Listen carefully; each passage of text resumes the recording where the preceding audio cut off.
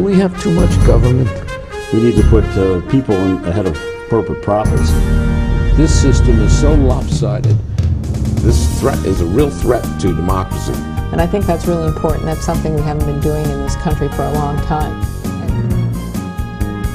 Where do you start? What do you do? How do you do it?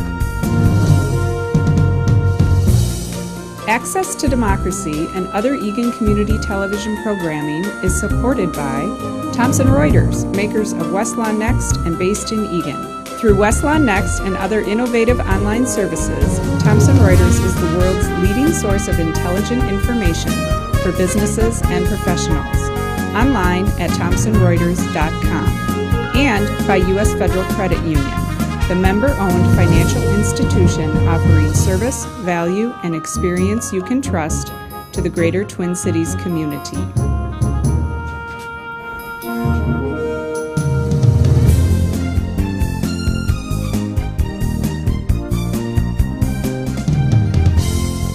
Welcome. Access to Democracy returns with you. And we have an uncommon guest from Common Good Books. Now, everybody has heard of Garrison Keillor. Most people know that he's also the proprietor of Common Good Books, the bookstore, very complete bookstore in St. Paul. What people don't necessarily know is that Martin Schmutterer, and welcome Martin, is the manager of Common Good Books, and we're going to talk about the process of a bookstore, selecting books, things like that. Sure. And welcome to us. Now, you've been with the store for how long now? A little over 6 years. So from the very beginning. In fact, I was there when we hauled the desk down from Garrison's office to bring it down into the original store, and carried in the huge bays for the and bookcases for the books, and so I've been there from the very beginning. Yes. Yeah. It was a very unique, the former location, very unique underground location. Right. And it was a great place for book signings also, because it had like an ante room. We'll talk about book signings sure. Also. But yeah. But what's your background? I've done a number of things, but I've worked in bookstores for a long time. I have something of an academic background. I've taught as well, but for the most part, my post-college life has been devoted to working in bookstores. Let's talk about your college life, because sure. you have a rather varied college life. Yes. You first went to Augustana? Augustana in Sioux Falls, yes. My dad taught there for many years, 30 plus years. And you graduated with a bachelor's degree? Bachelor's degree in government and history, and then kind of tested the waters in graduate school in both those, and decided that it wasn't really the right career path for me to get my PhD, and I think part of that was. But you got master's degrees from Toronto and from Iowa. Right. Rather disparate locations. Well, I went to Iowa first. Then my then girlfriend, soon-to-be wife, went to University of Toronto. So I good followed reason her to there. follow her. Yes. Yes, absolutely. So. And from there you came. We came back, lived in Sioux Falls for a while to be around family, and then. You're from the Twin Cities, or you're from South Dakota? From South Dakota. My parents were, or my father taught at Augustana for. So, we kind of, while my wife was writing her dissertation, we stayed in South Dakota, and then my wife got a job at McAllister College, and we moved to the Twin Cities, and since then I've been working at independent bookstores and doing a little bit of other things here and there, some writing, and as well as I did some teaching online as well. But, do I understand that you wrote a book called Bound to be Read? No, that was a bookstore. It was Bound to be that Read. Was the books. Yeah, that was actually owned. It was on Victoria and Grand So it was a big bookstore. It was. Oh, you were associated with them. Yeah, I worked there, and Have you written a book yet? I've tried. It's not easy. No, it's not, and I don't know. Maybe when I retire or something, I don't know, but it's hard. I have 2 little kids, and any free time, it's hard to devote it to sitting down and really concentrating when you have a full-time people job. can actually come in on occasion and find Garrison Keillor in the store. You absolutely can. It's not common, but it's we've certainly tried to actually even schedule some times for him to be in the store. And I know we had a really nice sort of event, and had planned a second one, but he was felled by the flu on the 24th of December, so he was unable to make it in. But we're hoping to be able to schedule a few more where you can come in and interact with him a little bit. And he's written a few books. Just a few. Yeah, but he's all of which I writing. assume are available at Common Good Books. Yes, and we definitely, we do feature his books, and we do have a strong relationship with Prairie Home, and but I think he wants us not to just be about him, and so which. Well, it's if you great. look around the store, you realize it's not just about Garrison Keillor. Right. Because you have a tremendous, really, supply of books. Now, you're an independent bookstore. You're competing with stores like Amazon and places like, with online like Amazon. And you also have Barnes & Noble to compete with. But you've done a bunch of things to bring the bookstore into the 21st century. Is that fair to say? I hope so. The way we have it laid out, we have it it's very open. We have the books featured and very accessible. We carefully select our books. We don't buy everything. We, in fact, don't have, a lot of bigger bookstores would have, a selection of games, or we do have a few games, but like a large selection of games and things that are non-book items. We have very little of that. We don't do computer manuals. We don't do a lot of reference work. We don't do things. We're probably our selection, I believe, reflects our customers, and so we don't tend to have a lot of conservative political books. You're in the St. Paul community also, which is a pretty progressive community to begin with. Yeah, absolutely. As is he philosophically. Right. So, for starters, but you're also now on Facebook? Oh yeah, we've been social media has been very important to our store for a while now. We have a large Twitter following. We have a large Facebook following. We send out a lot of e-newsletters. In addition to that, we also have a website, and we're now offering electronic books via a company called Kobo. Maybe we can do a close-up on that. Here, And camera 3, there we go. With a book that I think will get a Salt, lot. sugar, fat? It's a book that's going to get a lot of attention. It's not out yet, but this is And what is Kobo?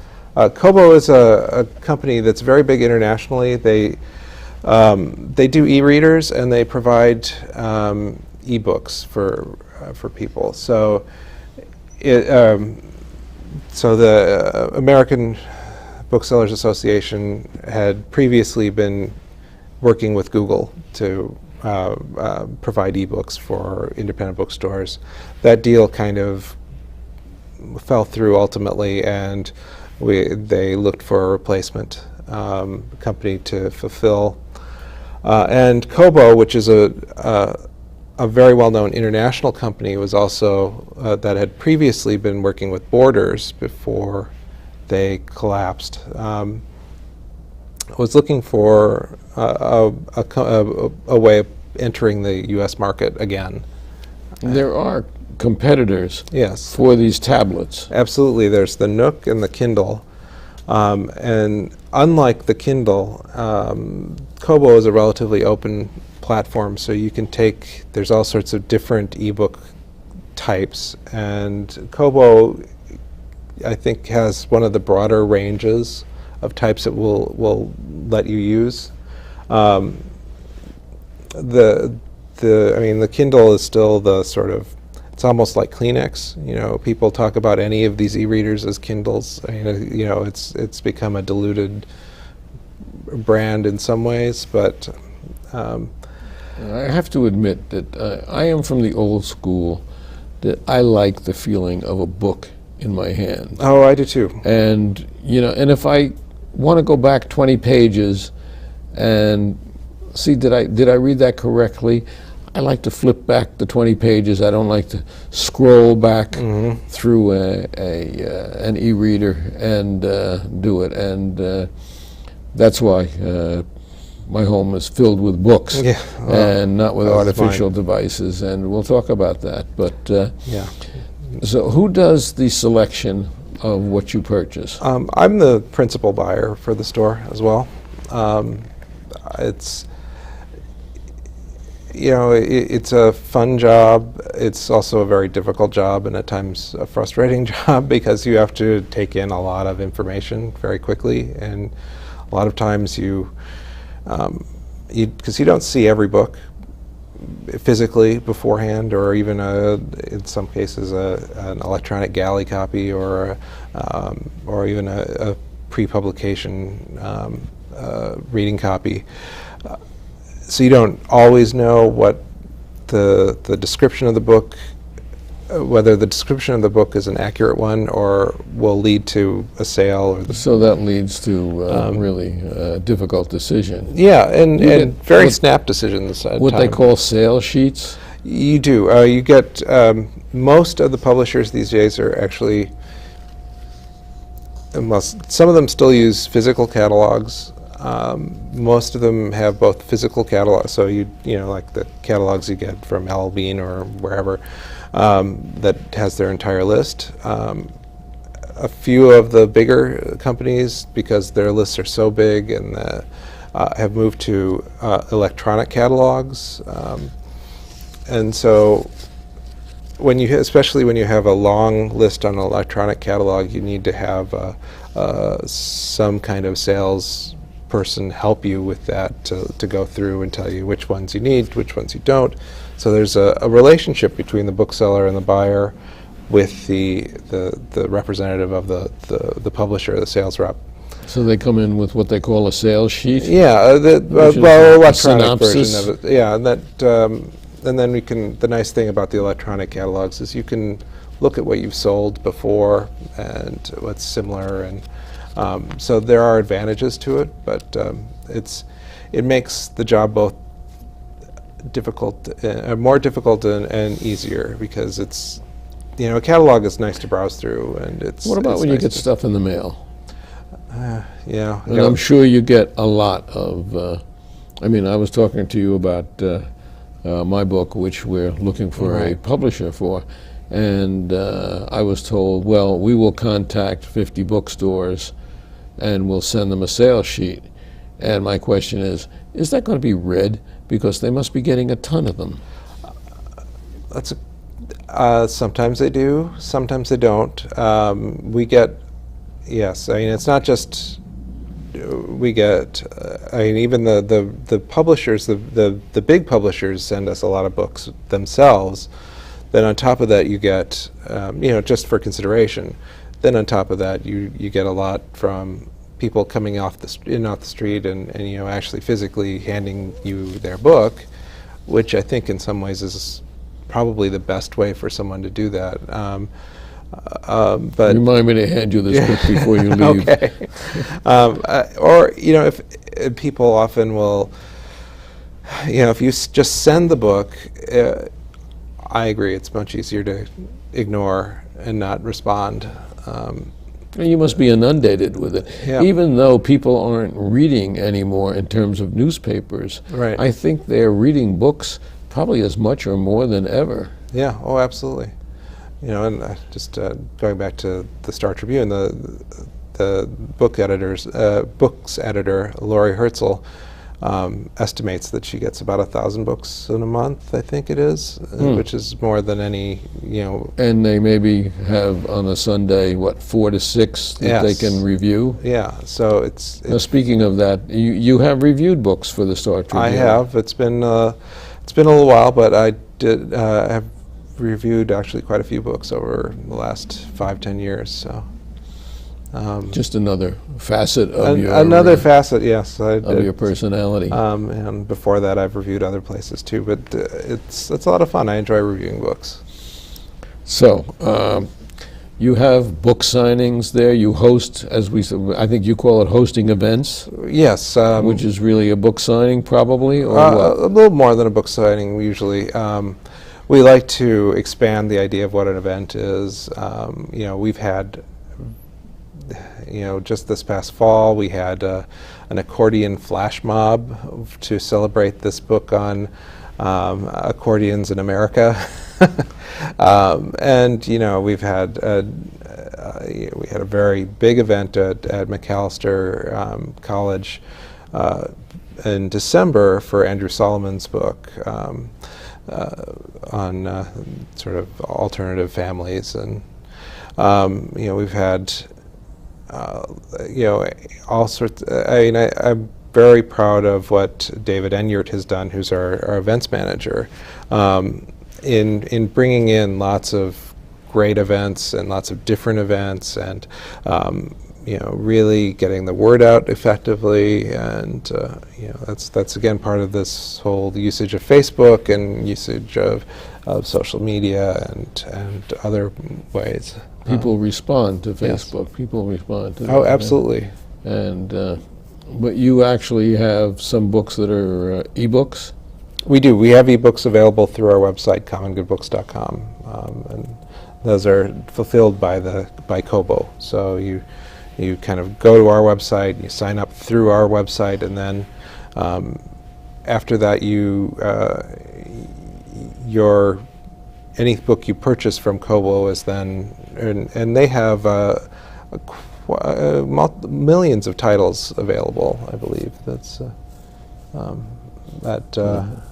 pretty reasonable. It is a different world. It is. It really is, and keeping up with it has to be. Yeah, and I don't know that we couldn't sustain a business on ebooks. So we are in love and continue to love the physical book. And we'll talk about some of the physical books that you brought with you. What is a backlist buying? Backlist is there's front list is basically anything that's within the season of buying. Backlist is anything that comes before restocking, or you know, whether it's a classic backlist book like, say, Albert Camus' The Fall or something like that you normally have in stock, and you'd want to keep in stock and make sure you have a. For instance, my favorite in college was Ernest Hemingway. Right. Now, if you want Hemingway today, it's not going to be a front list. Right. That'll be a backlist book. Although this fall there was a front list Hemingway title. Is that right? Yeah, there was. They were. Was that the one by his wife or his? That was re-edited. Yes. Yeah. So. And I do follow the book reviews, certainly in the 2 local papers every week. Yeah. And it's fascinating. So what have you brought us here today? Oh, I brought a selection of sort of a few new books that I think they're of special interest. Well, let's and start with 10th of December, which Oh, is sure, over by- here. I just saw that in the review in the New York Times. So Yep. Yes. it's a book of essays, I take it.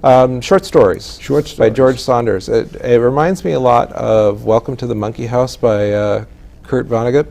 I mean, sort of in style in that he kind of mixes a little sort of genres in the stories, and they're funny but also very humanistic. You know, I mean, he's got a very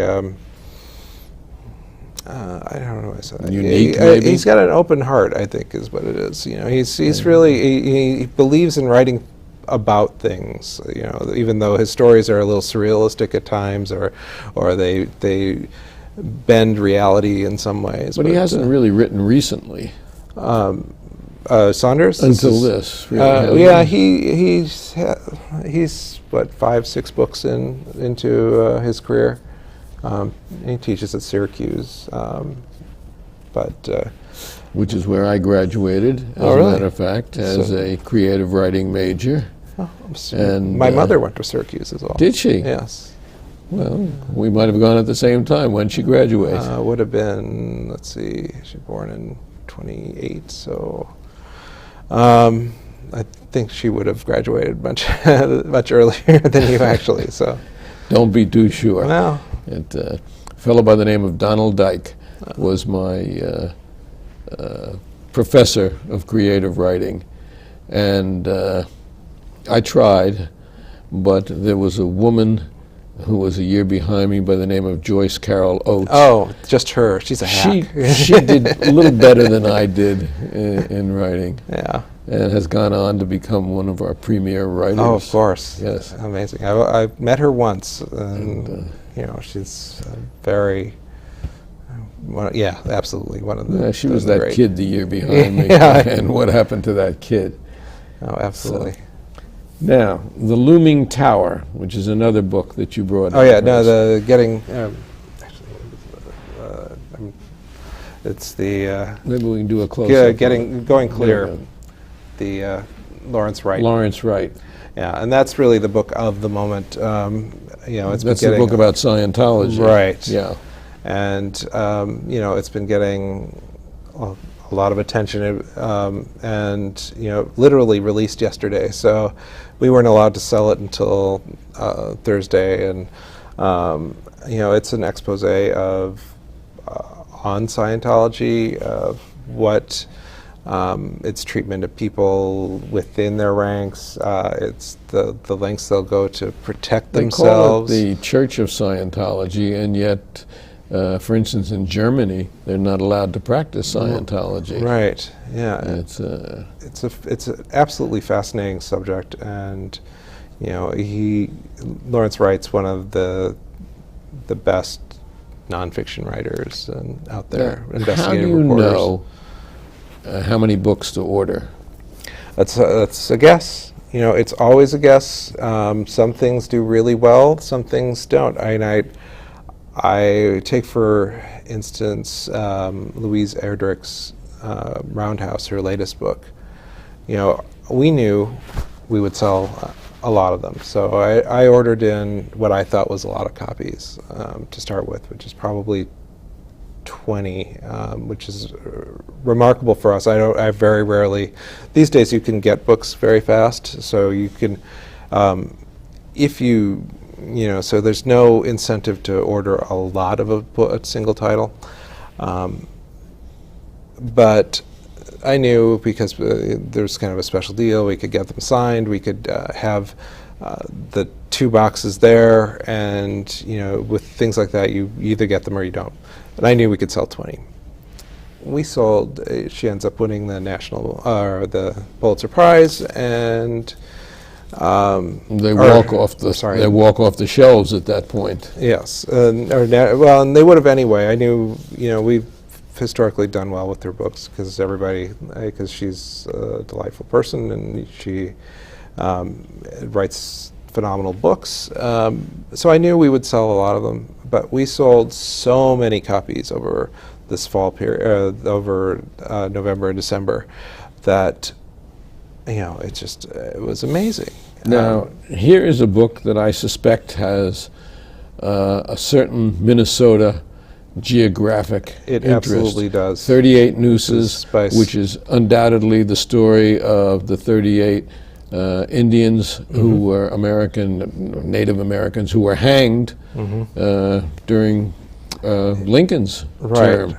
One was released, and 38 were hanged in Mankato in one of the great tragedies 150 years ago of American history. Yes, and it's written by Scott Berg, who is from